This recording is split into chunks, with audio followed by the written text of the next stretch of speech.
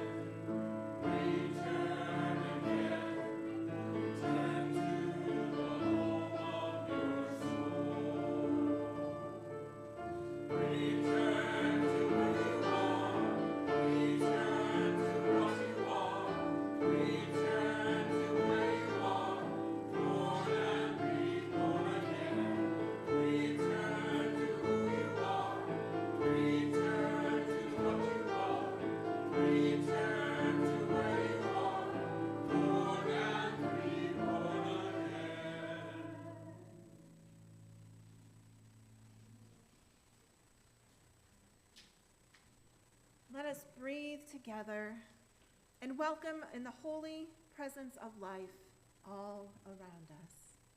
Taking a deep breath.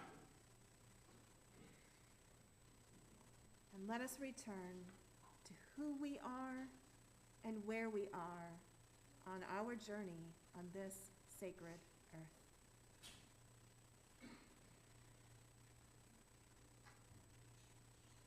Our opening words today are entitled Stir with Sleep, written by Reverend Tess Baumberger. O Holy One, comfort of our days, you stir with sleep the gentle rains, make our minds pools of peace.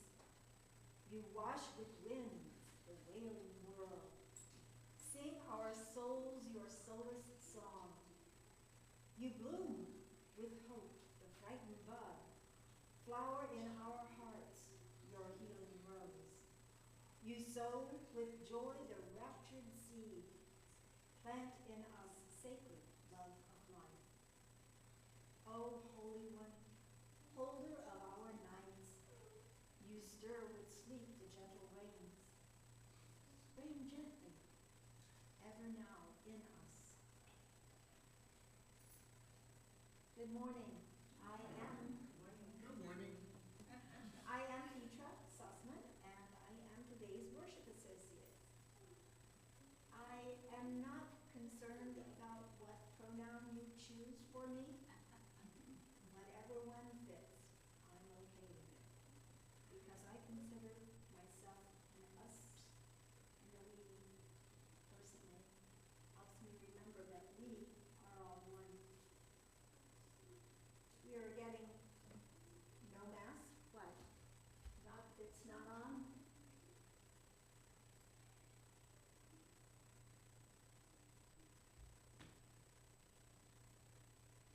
I have to eat the mic is what it looks like she's saying. I'm not sure. Okay.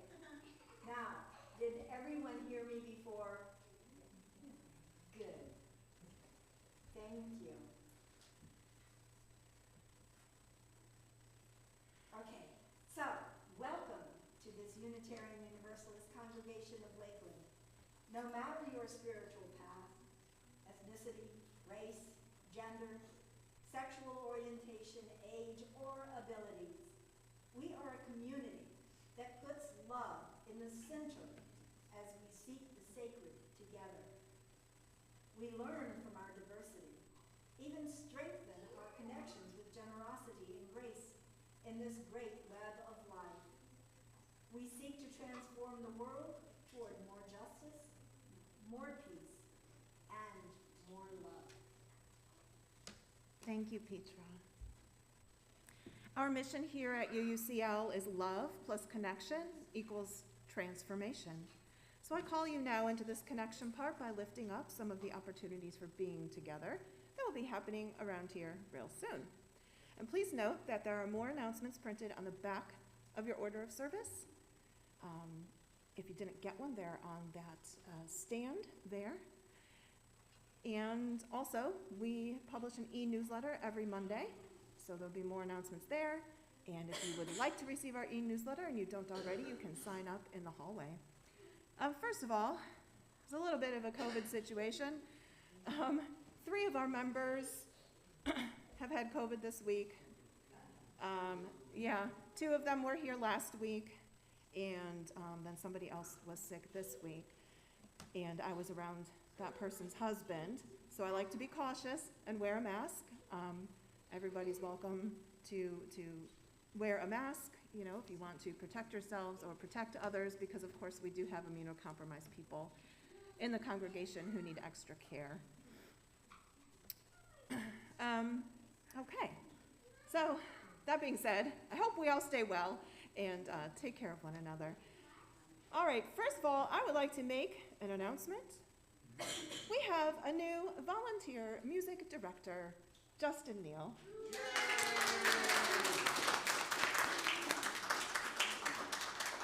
Justin's undergrad study was in interdisciplinary studies with a focus in music and performing arts, anthropology, and legal studies. Ambitious. Justin has also studied voice with a former performer at the Metropolitan Opera in New York City, and composition with an internationally recognized composer.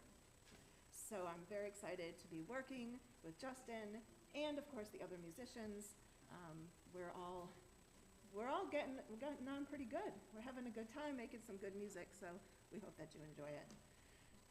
Last weekend at the UUA's General Assembly, if you haven't heard yet, the new wording for Article 2 was passed, so we now have our values centered in love. They each have a covenant statement and a statement about those values, so we will, of course, be exploring all of that and learning together what it means to be a Unitarian Universalist. Also, and I did put Peter over there so I could take this off. I'm talking. Okay. Like I said, I'm feeling good. I just like to be careful. They also passed a business resolution titled Embracing Transgender, Non-Binary, Intersex, and Gender Diverse People is a Fundamental Expression of UU Religious Values. So a business resolution adopted by the General Assembly essentially becomes an internal document that directs the work of the UUA staff. However, it also, because we are all together in this thing, will affect us and the work that we do, and so we will also be exploring what that means. I will be out of town all week. My family's coming to visit, and we're going to the beach, but I will return on Sunday for our multi-generational breakfast cereal worship. Because it's summer, and we're having fun, and Melissa's going out of town, so the kids will be with us for the service. I would like to thank Lily and Catherine for stepping up and helping out with social media. We had a good meeting this week. So things will be happening on our Facebook page and Instagram and the website and Google. So they're asking that you go to our Facebook page and like it. Also go to Google, leave a rating and some comments. I know that when people are looking for a church, they go and they look at these things. So if they hear all of the wonderful things you have to say about our community, they're more likely to come visit us. So thank you. All right, that's all that I have for today. I should light our chalice.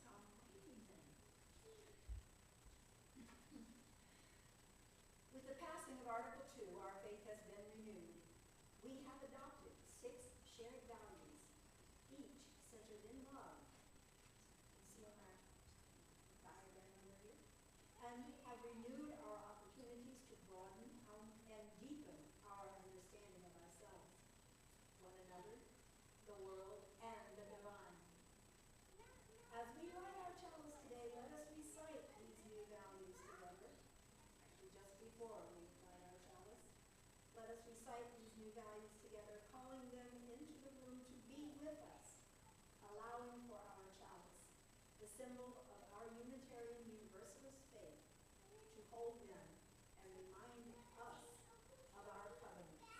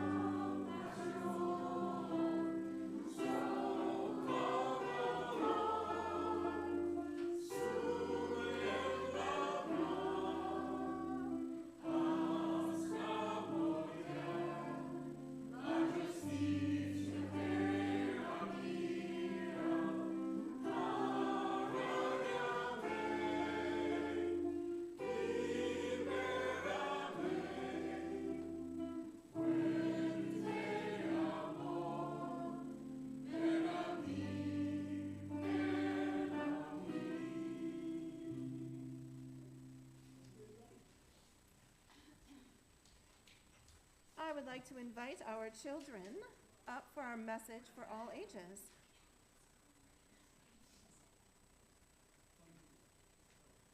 I have mysteries for you.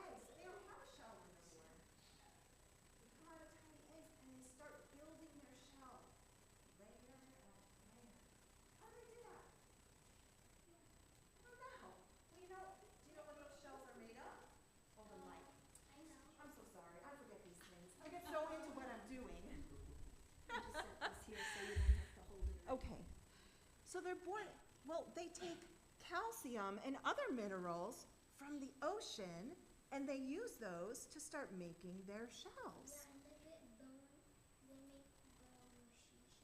Yeah, they are hard like a bone, aren't they? And so there's calcium in there. Okay, all right. So now, I have another box. Oh wait, that's the same one. I have a different, what do you think's in here? I want to feel it. You want to feel it? What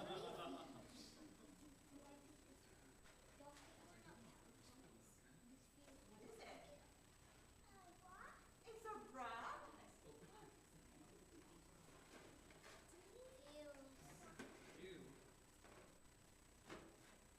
It's a rock.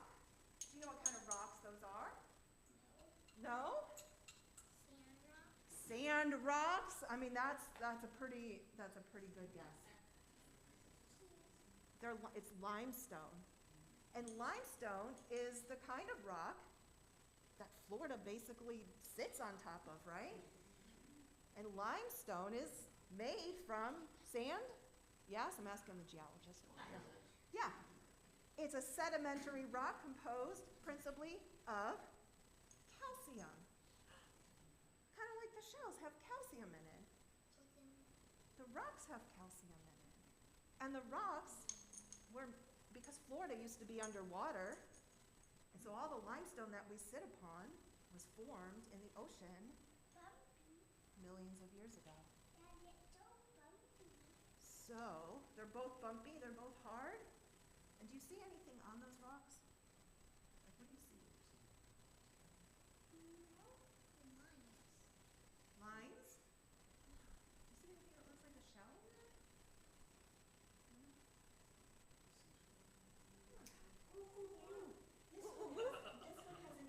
Ooh, ooh, ooh, ooh, look! Has an imprint of a shell. Wait, I saw something. So shells and limestone are connected, right? Okay. Let's move on to the next one. All right. What do you think? You have no clue? You want to feel it and guess?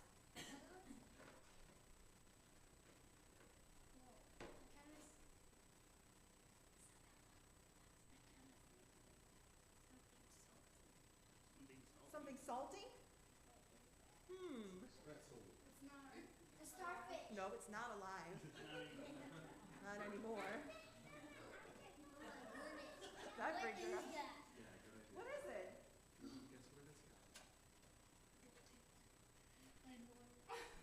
Whoa! A bone. That is a bone. You want to pick out the other one? I will need these ones back. But you can keep the shells and the rocks, I think. You have to ask Melissa. Whoa! Whoa! So, this is a deer bone that I found in the woods. And this is a vertebra of a megafauna that I ordered from eBay. But I like these things. So those are, Spider-Man in it. oh goodness gracious, how about that? So what do you think the bones are made of? Shell. Oh, okay. They're made out of shell. They're made out of shell, do you think? Well, they have some of the same things that a shell has in it. They have calcium in it. And where do you think the calcium comes from? Where do the animals get their calcium from? Milk. Milk? Okay. Before that, where do animals get their calcium from? So what is this? How about plants? Do you eat broccoli? Broccoli has calcium in it, and animals eat plants, and they eat insects, and all of that has calcium in it. And all that calcium from the plants comes up out of the soil that sits on the limestone that has the calcium in it that was made from the shells. Which got the calcium from the ocean. Yes, you can have one. Okay, one last thing. Now you gotta be careful. It bites. Really? Gotta be careful. It's not a snake. It's not a snake. Oh my goodness, what is it? It's a feather. These are owl feathers. I find them in my yard a lot because I have owls that live there. So, are these hard like the, I don't know if I do that, Presley. Oh, you. Are these hard like the bones and the shell? They're soft. They're soft and nice and cozy. They are, but you know what? They also have calcium in them. Yeah. Did you know birds get calcium from the earth as well? No? Do birds eat bugs? Yes. Yeah, bugs have calcium in them. Birds do eat bugs. They do. So how are all of these things connected, do you think? The circle of life. In the circle of life? Yeah. And we all have, do we have calcium in us? Yeah, our bones are made of calcium? Yeah. Our teeth? Why do you put a feather here? Why would you put a feather there? I don't know why you would. So, in the circle of life, like Bella said, we are all connected We are all made up of this, well, we say sometimes star stuff, right? And calcium. Well, calcium came from somewhere, and it started, I guess, in the oceans. I'm just guessing. Somebody else might have a more educated explanation for that. Bella? What about that creature that came from Mars? Like, what is that creature called? Tardigrade? Tardigrade. Oh. Does that have calcium? I would like for you to Google that and give me an answer after service. How about that? Well, I hope you enjoy your little pieces of the interconnected web. You may take them with you, except for the bones. Yeah, I'll need that vertebra. And you are free to go out and play. Thank you. You go out with Jerry and Melissa and continue your learning. Let's go put these back up. Oh. She wants to like. Do you want to put the seashell down and the feather? Okay, you can have the rock back. She's not too far. No rocks. Okay, gotcha. Cool. Thank you so much.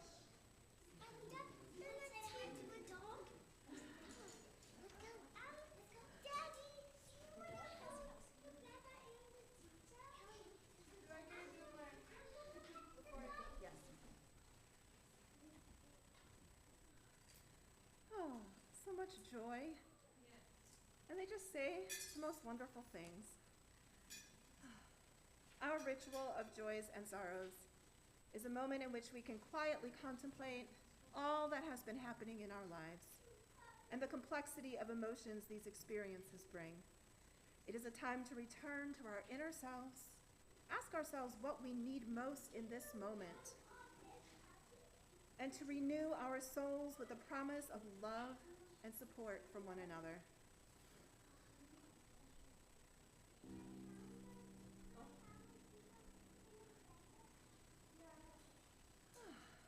Today, in our Joys and Sorrows book, you are able to write any significant joy or sorrow occurring in your life that you would like for the congregation to know.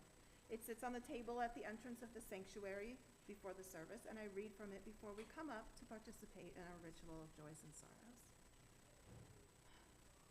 The city of Lakeland removed our piles of yard debris and put new lids on the dumpsters, and that makes Crystal very happy. Yay. I take that. Joy and sadness. Dorothy says that she and Ken leave tomorrow on the auto train to Cleveland and family, and they will miss us.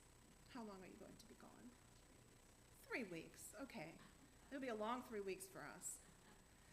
Well, you enjoy yourselves and enjoy your family. So you are invited now to come forward and place a colored stone representing your joys, concerns, and sorrows into the water, letting the many colors of our joys and sorrows mingle together, symbolizing the great adventure of our lives.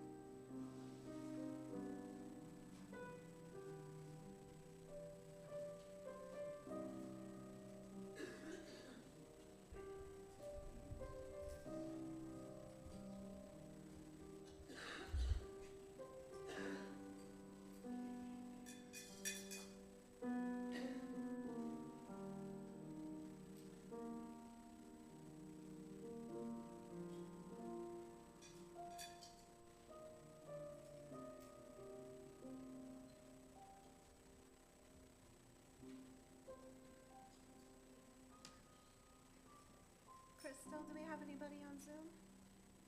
We do. Good morning to those of you on Zoom, or YouTube, or Facebook.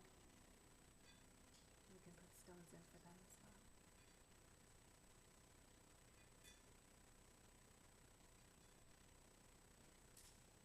Thank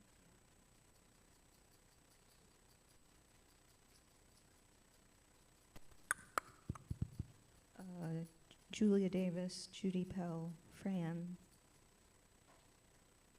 Good morning, Julia, Judy, and Fran on Zoom.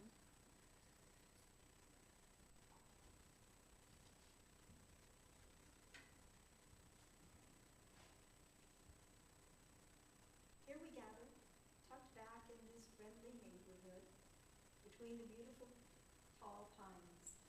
We are a community of people who have arrived from many different paths, yet we seek a common goal, to bring more love to a hurting but beautiful world. We do this through the relationships we build and the gratitude we express with our time, talent, and treasure. Centered in love, we can renew and transform this world spiritually and ethically towards joy for all.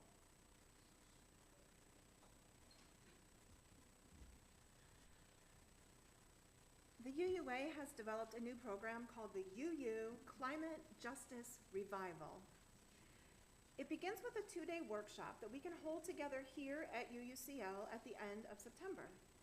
The workshop materials include inspiring collective worship, creative learning, new frameworks, and the chance to weave together the threads that link our deepest commitments.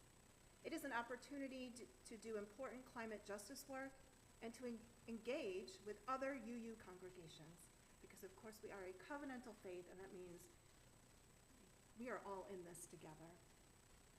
If we sign up today, like today's the deadline, we only have to pay $50 for registration. So I'm asking that today's plate collection help support our ability to engage in this opportunity. Today is a Share the Plate collection. Beloved. Half will go to our social justice team so we can register for this, and half will go to our UUCL general funds. And I offer you this short video while we are taking up the collection from our UUA president, the Reverend Sophia Betancourt, to inspire you further about the UU Climate Justice Revival.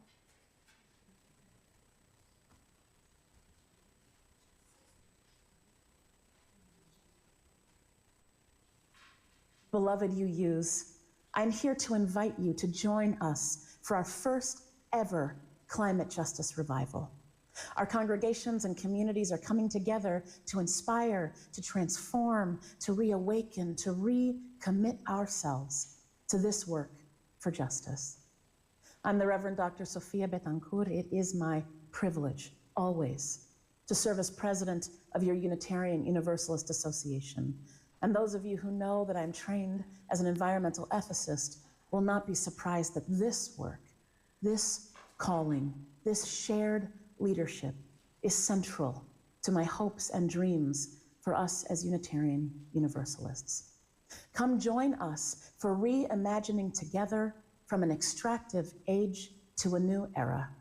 Again, September 28th to 29th, 2024, and we're inviting all of you, congregations and communities, to this intersectional work. Let me remind us that the work of climate justice is the work of disability rights. It's the work of racial justice. It is gender justice and immigrant rights. It is the work of animal rights, of reproductive justice. It is central to our democratic organizing and to our work together to live into our values in the world.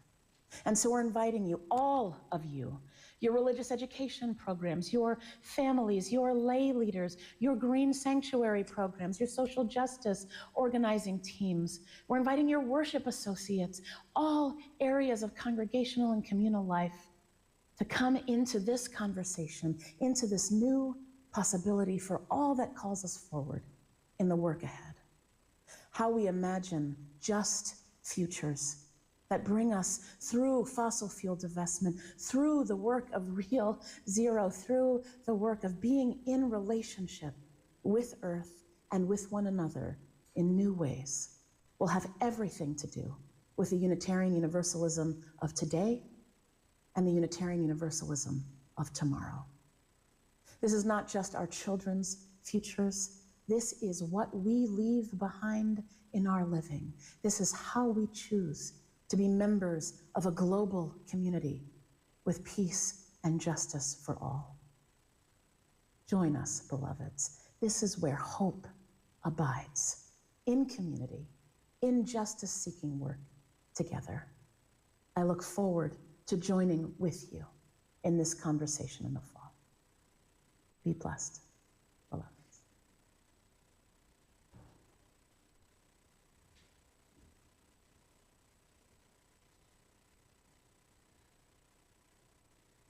Thank you all for your contributions today. I look forward to getting engaged in this program and getting to know other UUs at other UU churches around the state and around the country. And of course, I'll keep you posted on when we're gonna do this and start it up. So let us take a moment now to center ourselves and contemplate our monthly theme, which has been renewal. How have you felt renewed this month? Renewal is sometimes defined as the replacing or repair of something that is worn out, run down, or broken. Have you been able to renew yourself and heal parts of you this month? Renewal is sometimes defined as changing into something new and different, something better. What are you feeling better about this month? How have you changed? What have you learned?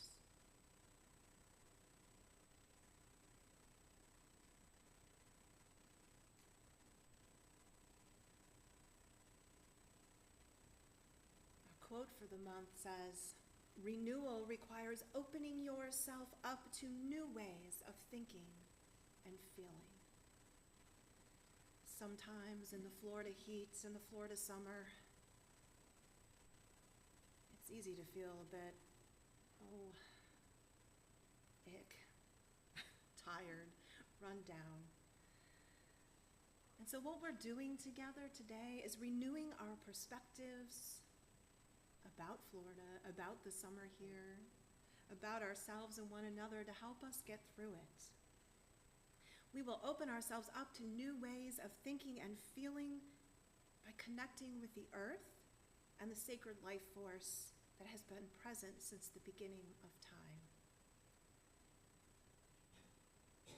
Today we will do this together, strengthening our relationships and helping one another survive the heat. And so a couple weeks ago, we started this endeavor, and I tasked you with going out into nature to find something, anything, something that you're curious about, something wondrous, even something mundane, and learn about it to help renew your spirit and your wonder about Florida. And I know that our member, Jen Dean, has been struggling with the fact that she has to stay living in Florida for now. She was going to move. And so she took this on with enthusiasm, I think, ish. I'm sure she's watching. But she went out, and she went out into the woods. She said, "I'm going to do this thing." And she wrote something for us, and she couldn't be here with us today, so I'm going to read it for her. She wrote, "Renewal. We have been talking about it through the month of June.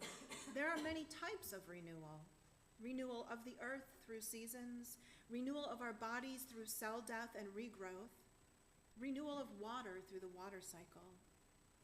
I am here to discuss other types of renewal. The renewal of the body, soul, and mind. Now, as some of you know," Jen writes, "I live in a neurodivergent household. In order to protect my neurodivergent family and keep them from sensory overstimulation, we tend not to engage in many activities out in the world. But she says, where I find myself different from the others in the household is my need for activity and experiences that feed my soul. So this past week, I went on 2 different hikes. See, I told she was enthusiastic. 2 different hikes. One at the Black Bear Wilderness Trail in Sanford and one at Bok Towers in Lake Wales. The Black Bear Wilderness Trail is a 7.1-mile moderate hike, and I was joined by my middle child. At about 1 mile in, they started struggling, and at 1.5 miles in, they couldn't continue. They stated how they felt terrible and asked, "Don't you feel terrible?" The question really led me to think, wrote Jen. While I was hot and sweaty, I did not feel terrible. Not only did I not feel terrible, I felt rejuvenated. Why was this? Because of renewal. My mind was renewed. My brain needed to stay engaged to safely cross the tree root in tangled terrain. My senses were in high alert. Every time I heard a new noise, not only was I intrigued by it, but I also needed to process it to make sure that it wasn't a threat from an alligator, bear, or snake. Every time I felt a breeze or heard the trickling of water, I felt refreshed and grateful. Just listening to the, I always say this word wrong, cacophony of sounds around me reminded me that I am not alone in this world, and that I am just one piece of a much bigger puzzle. I find the reminder of interconnection comforting. And let's be honest, I am not young anymore. She's younger than I am. Often, I feel like my body is betraying me, and I am afraid that I will not be able to do the many things I want to do when I get older. So going out in nature and showing myself that I can complete a 7.1-mile moderate hike shows me that I still have got what it takes. And it isn't too late to keep it that way. During that hike, I never once felt terrible. I felt rejuvenated. I felt alive. I felt renewed. As a part of my hike, I took a few videos that Adam graciously turned into a meditation for us. So we are going to take a few moments to center ourselves and see if all of us can live the joy that I lived in these moments. If you like, you can close your eyes, relax your body in your chair, and focus on the sounds of nature, contemplating how many different forms of life surround us to create such a symphony. If you are more of a visual person, feel free to keep your eyes open and witness the breeze flowing through the trees, the sunlight dancing on the leaves, and the gentle trickle of water into a stream. Do whatever feels best to your mind and body. Feel the sense of renewal.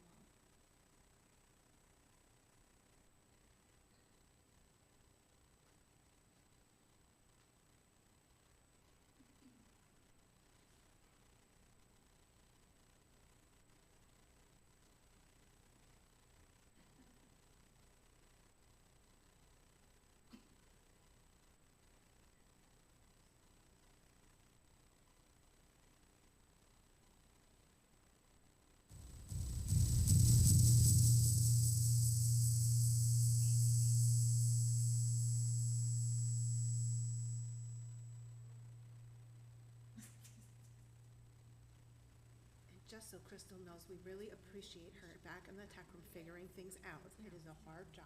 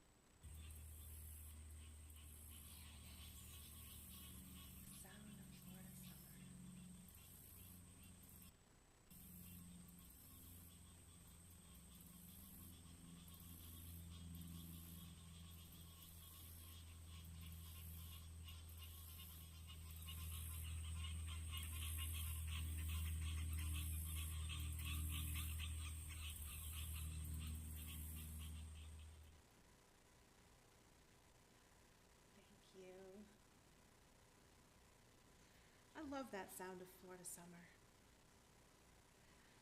Definitely adds to a sense of renewal for me, if you really just take the time to just sit and listen and like Jen says, think about all the life that's surrounding us and making that noise. Well, let us sing. Let us sing hymn number 73, Chant for the Seasons. We will just sing the summer verse.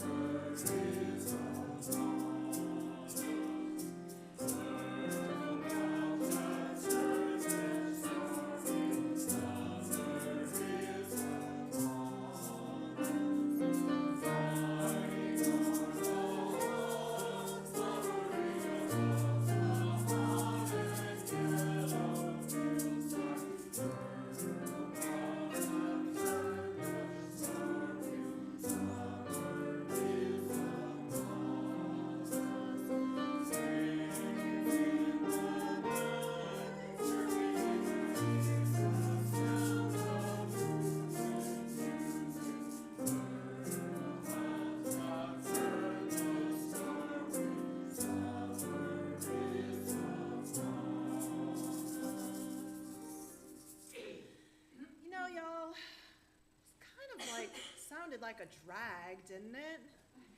Like, we can be a little bit excited that it's summer, right? Let's find the joy. Hit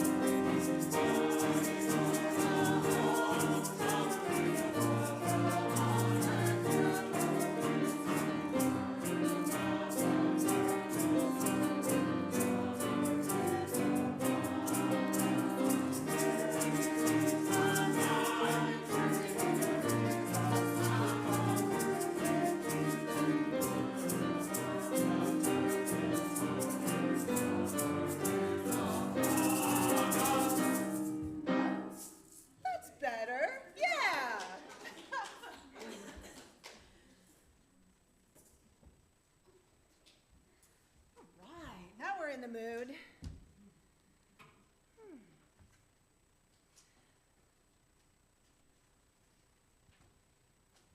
So I asked you, what sort of wondrous, even magical things have you learned about that has renewed you spiritually? How does it connect you? How does this part of the natural world call you to pay more attention, to nurture? How does it remind you of who you are and where you come from? Our new Article 2 value of interdependence reads, we honor the interdependent web of all existence. We covenant to cherish Earth and all beings by creating and nurturing relationships of care and respect. With humility and reverence, we acknowledge our place in the great web of life, and we work to repair harm and damaged relationships.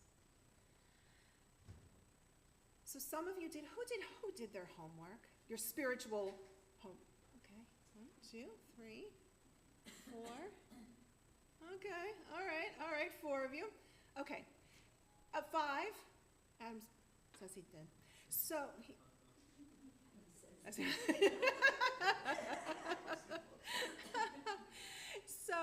so here's the plan. I was going to have you come up. Oh, and Crystal did her homework too. Very good. Wow, she is like, whoo, she's on top of things this week. I was going to have you come up and speak. Hold on, Crystal. But I know that some of you wanted to participate but not really get up in front of the microphone and speak with everybody. So we're going to get together in small groups first to share. And I'm also going to give you writing prompts. Now, here's the thing. I am not your 3rd grade teacher, I promise. This is to help you be creative together, to put your work together, your learnings together, and then to have the brave people that like to get up in front of the microphone share that work with the congregation.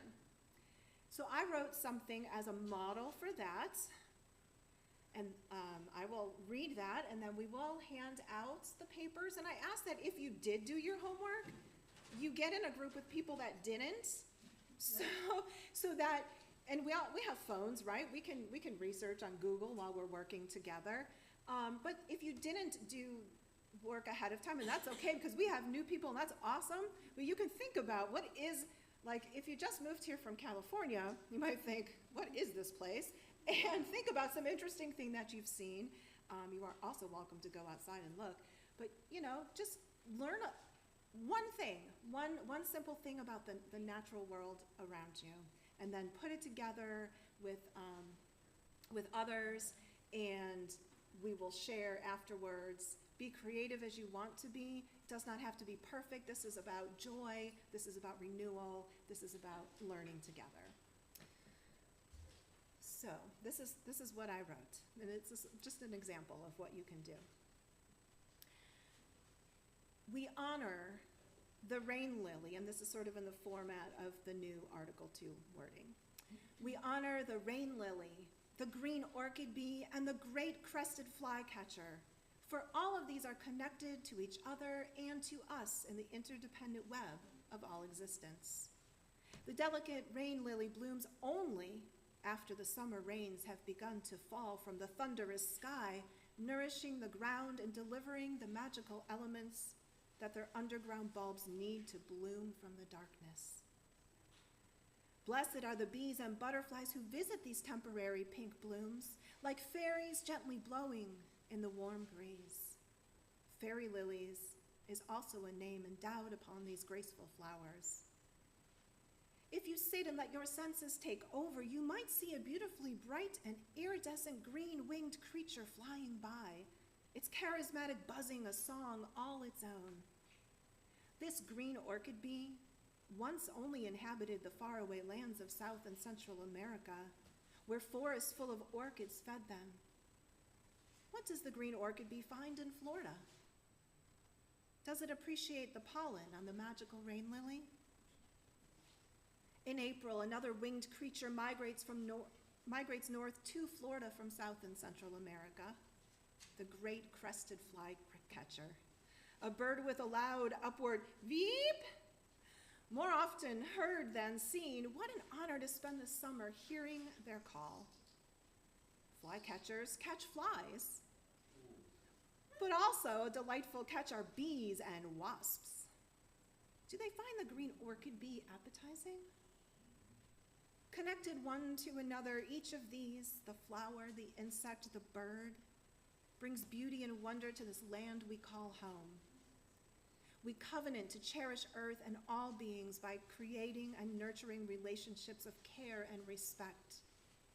Connected to them, we must remember the delicate balance of the web and cautiously approach our tending of it with chemical pesticides or weed killers. To harm wonder and beauty is to disconnect ourselves. With humility and reverence, we acknowledge our place in the great web of life, and we work to repair harm and damaged relationships. All that is in us came from our earth, and all that is in us is also in the rain lily, the green orchid bee, and the flycatcher. And now it's your turn. You can create by yourself, you can create together, but again, I would like it if the people that have something already prepared went in separate groups and worked with people who are new and people who don't have anything. And, oh, Petra's got the writing prompts and Dorothy's handing out the pencils. And I welcome you to just dig into whatever, or just to listen to the people that have something to say already. And find that thing that lights up your brain and offers you renewal. I'll give you about 7 minutes. And then we'll share.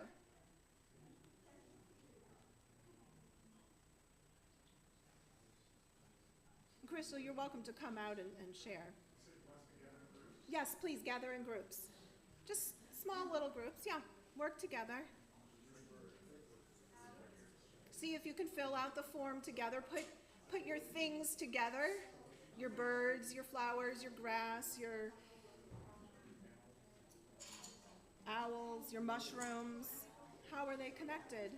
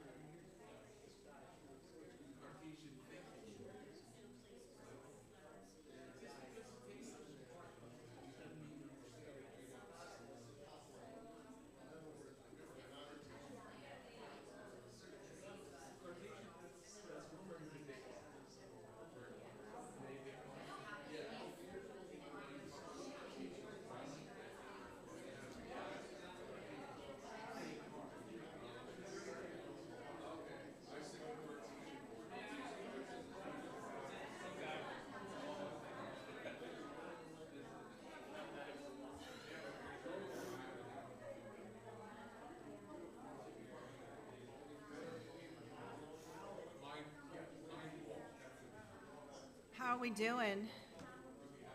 Yeah? Are we ready to share? We're ready to share? All right.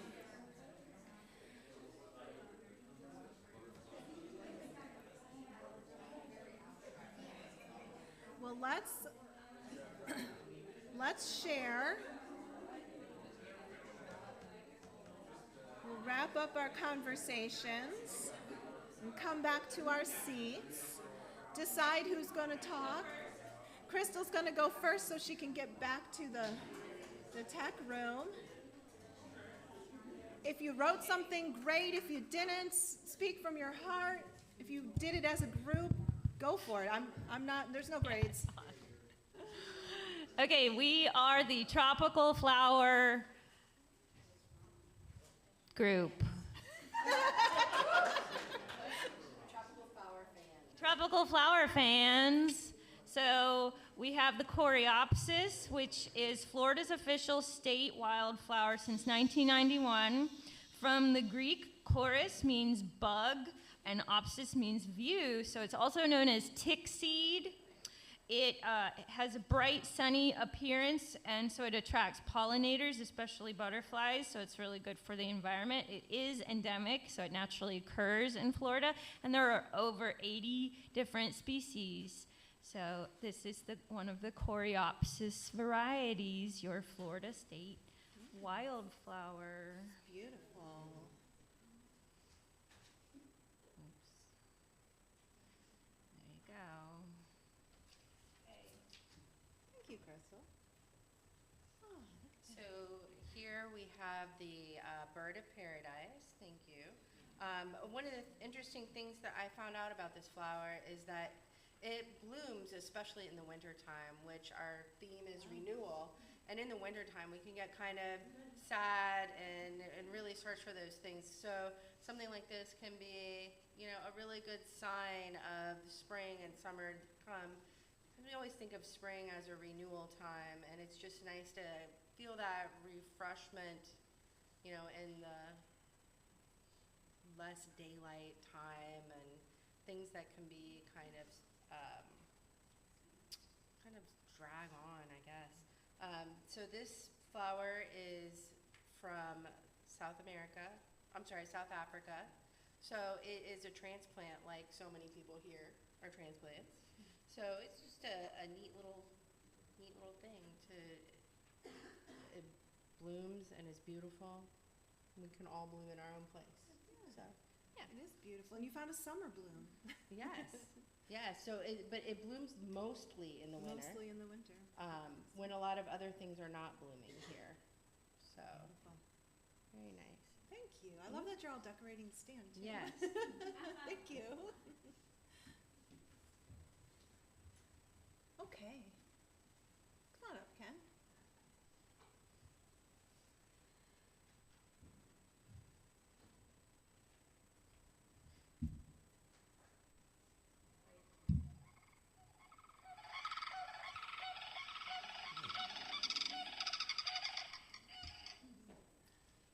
So our group had the sandhill crane.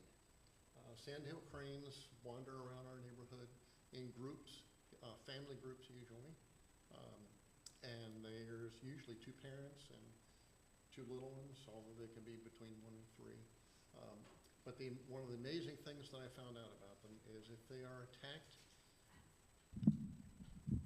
attacked by a predator, they jump up in the air and they kick their feet forward. So you can think, okay, they're trying to scare them away. And if the predator still comes at them, they can peck at them. Now you might think, well, what good is pecking going to do? They can peck so hard that they can, like a fox is attacking them, they can peck it on the top of the head and their bill will go through the skull and kill the predator. So they can defend themselves. Wow. Thank you. They are amazing, aren't they? They are amazing. Anybody else? Shall we?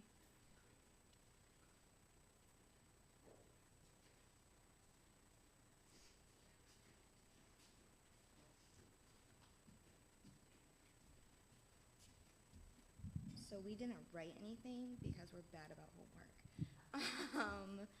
But our group talked about wood sorrel, which is a weed actually that oftenly gets mistaken for four-leaf clovers.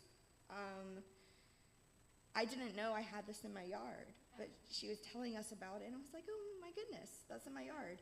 But apparently, a lot of people like to remove weeds because they think it's overtaking, but you can actually eat them, and it's lemony and fresh, and you can put it like on salads and eat it and things like that.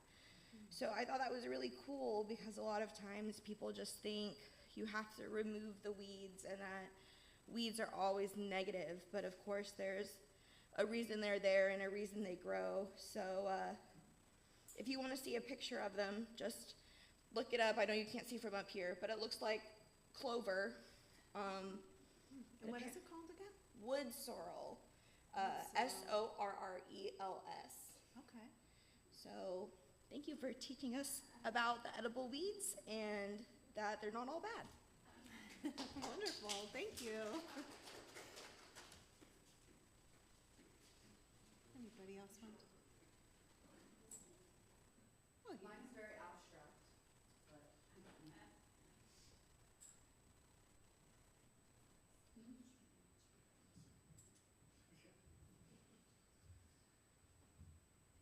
I didn't follow your format, I apologize. It's really okay, it was just to assist.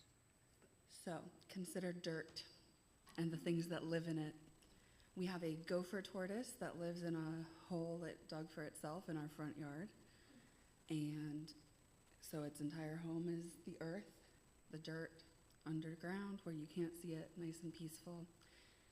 And then consider how rambunctious Calliope can be and how fond she is of dirt. She likes to eat it. She likes to dig in the grass, get covered in dirt. She likes hunting for beetles who also eat things in the dirt. And so those are my, yeah, there's the calcium they've got in the bones, right?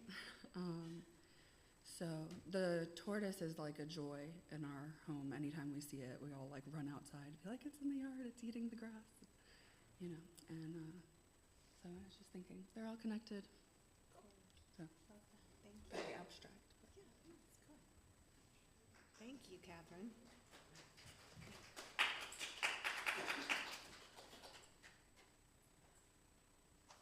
Daniel. Daniel, I'm it. You'll both get a turn. So, just 2 seconds of backstory. I travel extensively for work. A few years ago, I started collecting rocks on my travels. This one I picked up on a recent trip to Southern California. And to be honest, I'm not really sure what rocks are made of, any of the geological background. You know, for me, I look at it more almost like a puzzle piece. You know, was this part of a mountain? Was it the wall of a cave? You know, where might it have come from? What was it a piece of before it found its way to my backyard here? And it just reminds me, you know, of some of my favorite themes in the Bible on how, you know, God uses us as broken things, you know, the stone that the builder rejected becoming the cornerstone, and how, you know, it might not look much, but it's an important part of my rock garden at home anyway. Cool. Thank you.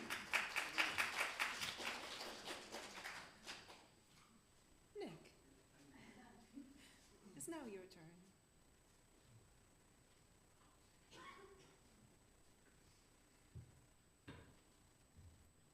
So, I didn't know there was homework, by the way.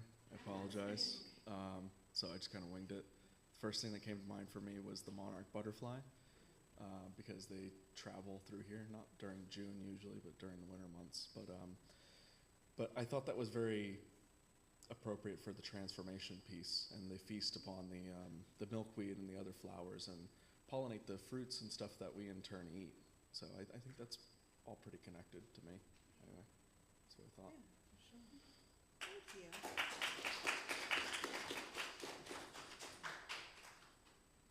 Anyone else?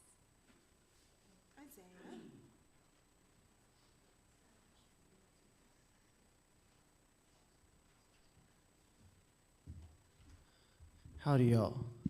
So I'm winging this right now, but so in my neighborhood, I live in Carlton Arms in South Lakeland, and there's like a whole bunch of ducks that live there, and they're called Muscovy. Is that how you pronounce them? Muscovy, yeah. Yeah, Muscovy ducks. Yeah, and apparently, like, so honestly, I don't know how to connect it with how it connects to other things, but what I can say is that they symbolize protection. And I really like watching them when I'm out on my balcony when it rains. That's when they come out, especially like with their ducklings and everything. And we also have like turtles here and there in our neighborhood. But yeah, I'm gonna say ducks. I didn't know they symbolize protection. I love that. That's cool. Thank you. Would anybody else like to share before we? Oh, yes, come on up, please. You bet.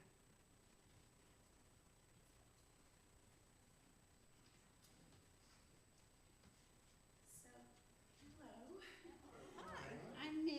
I'm one of the two from California here. My name's Sherry, and that's my mom, Linda. And we moved here from Santa Barbara. And it's a really different world in Florida. And so I was just going to say that when we pulled in this morning, I noticed the Spanish moss hanging from the trees out here. It's beautiful. I guess it's invasive, and it's not native, and neither are we. So we're both new to this environment. And also, we don't have alligators in California. And they're like everywhere here. There's even one in the pond of our apartment complex, as we found out. And so I have a new neighbor who's a gator, a real one. And then there's a song that's kind of popular that says it never rains in California.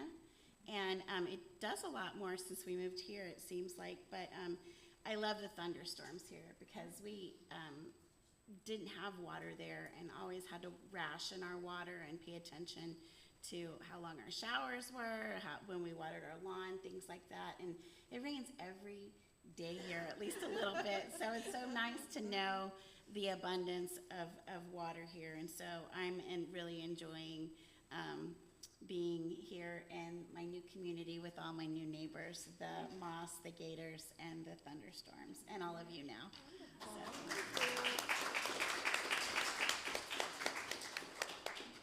I love that, and thank you for offering us like a fresh perspective.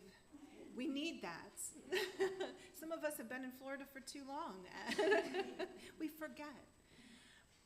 Petra.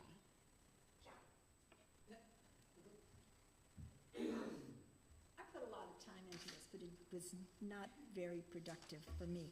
However, I was sharing with Helen, who told me a few things that I did not know. We have apparently 2 primary wild rabbits, and I've seen both of them, and now I know the difference because the darker ones are swamp rabbits. They're all dark brown, and I think they have tiny little ears. She wasn't positive of that. But we also have the eastern cottontail, and those are the ones that I see most often. And they, of course, have a little white tail, and they hop around. And they like to live out in the open, but they hide under bushes and under cars, so be careful. Now, we couldn't tie our 2 things together very well. But I learned some stuff, and that was important to me. I love mushrooms. We have mushrooms growing in our yard all the time, and I'm always trying to find out what those mushrooms are. But apparently, for some reason, the mushrooms in our yard aren't listed in normal resources, because I couldn't find them. Until I was given the instruction from my yoga teacher to go to Google and click the little camera. Well, that little camera on Google didn't know the one mushroom that I was really interested because it was on a little piece of wood, a stick from a tree. And there were 4 little teensy mushrooms growing all along there.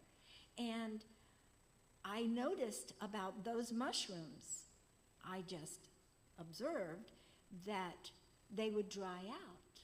And then when it rained, they would fluff back up again.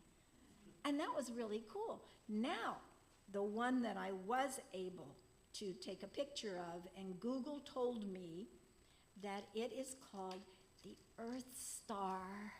And that was so cool to me because it's an Earth star. And she's always telling us we're made of star stuff. And so anyway, that was pretty cool. It's also called a daisy. Earth daisy. I have these all over my yard. Yeah, I told Crystal in advance so she could pull one up because they're cool. Now those are a different. I also found out there are like 13 different forms of these particular ones, but this is what grows in my yard, and they're Geastrum floriform. That's their scientific name. Also called the daisy earth star, and the geastrum comes from geo, meaning earth, and the astrum, meaning a star. And the floriform, of course, is shaped like a flower. So, some sources say they're inedible, some say they can be eaten. That's the part that scares me because I love mushrooms and I love to eat mushrooms when I get them from the grocery store. But I'm afraid to just, however, our dear spiritual life director surprised me. We were in Gainesville for the past 3 days. Didn't get back until after 6 last night. And in my mailbox was this.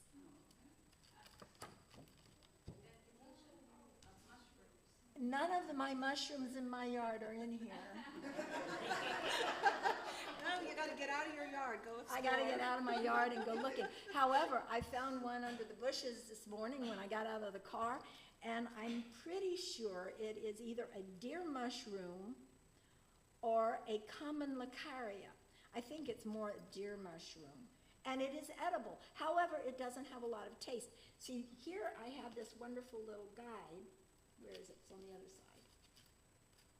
Anyway, it has a knife and a fork if it's edible.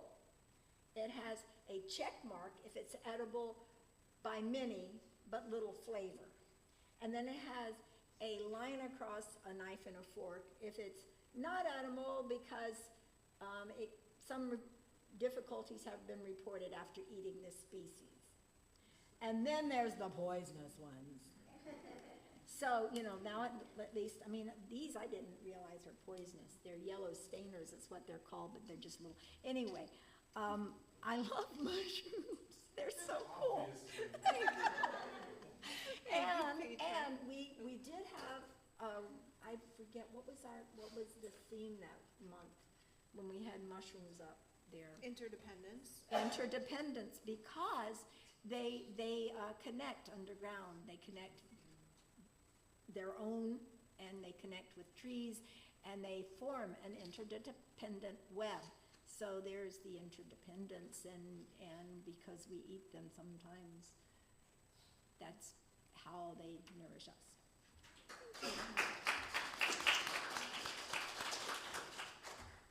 Do you feel renewed? I am very grateful for all of you, for all that you've just brought into our sacred space, for all that we've learned, for all of the ways that we've learned to open our eyes and look at the world in a new, fresh way, to keep ourselves renewed all summer long, even when we are tripping and melting. We can do this. We will have fun this summer. I look forward to seeing you next week for breakfast cereal worship, which will also be fun. Petra, why don't we do our closing words? Yes, ma'am. They might be hungry. Speaking of mushrooms and things. fun weeds to eat and alligators. Yeah, weeds to eat. All right, our closing words today are beginners. It's a poem written by Denise Levertov. But we have only begun to love the earth. We have only begun to imagine the fullness of life. How could we tire of hope? So much is in bud. How can desire fail? We've only begun to imagine justice and mercy, only begun to envision how it might be to live as siblings with beast and flower, not as oppressors. Surely our river cannot already be hastening into the sea of non-being. Surely it cannot drag in the silt all that is innocent. Not yet. Not yet. There's too much broken that must be mended, too much hurt we have done to each other that cannot yet be forgiven. We have only begun to know the power that is in us if we would join in our solitudes in the communion of struggle. So much is unfolding that must complete its gesture. So much is in bud. Now we have a closing hymn. It's number 1064 in our teal hymnal. Blue Road Home, please rise in body or spirit.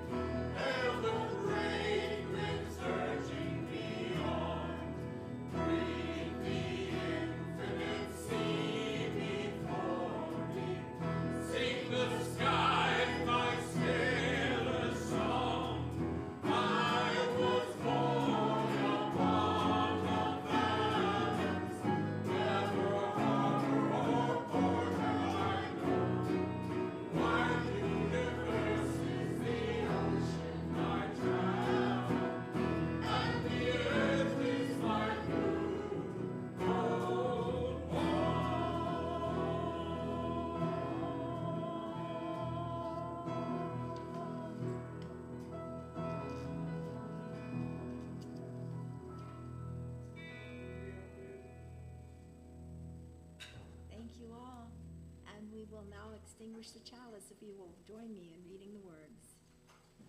Catherine, thank you.